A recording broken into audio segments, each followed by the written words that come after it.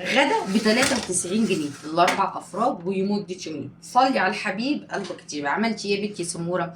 انا عملت فضلة خيركم الفراخ اللي من دول رخيصه. كنت جايبه الفرخه ب 120 جنيه، دي كيلو 800 وشويه، قسمتها على 2 يعني بنتكلم في 60 جنيه. وركين بقى صدرين زي ما انت عايز، ده جزء بالجناح بالصدر. هتلاقوا جزء الفراخ فيه كبير وجزء الفراخ فيه صغير زي الدبابيس على حسب تقسيمه الكيس، وانا بقطعها 8 وكلكم عارفين حكايه التمانيات.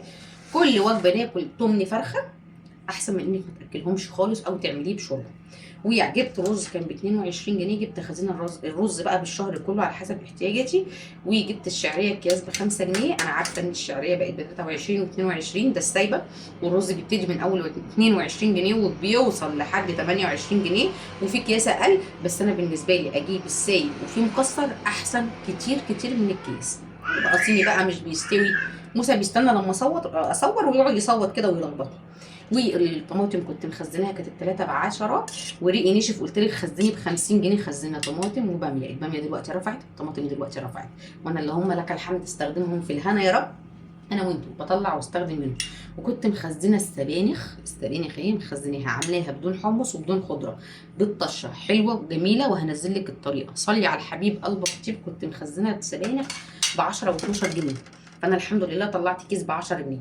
فالاكل ده كله زي ما قلت لك ب 93 جنيه، غدا ل4 افراد لمده يومين. النهارده كده وبكره ارديحي. عايزه تطلعي كيس اجنحه طلعي، عايزه تطلعي نص فرخه تاني طلعي، على حسب امكانياتك. حاولي تحطي حتى لو جناح في الوجبه او في الطاقه احسن من انك تعمليه بمرق. صلي على الحبيب قلبك كتير. ادي غدا اهو، مفيش احسن من كده.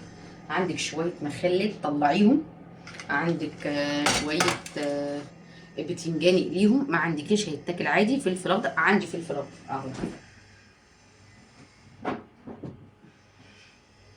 اهو دول يتغسلوا واحلى غدا لمده يومين. وزي ما قلت لك بكام؟ ب 93 جنيه واحنا 4 افراد. صلي على الحبيب قلبك كتير.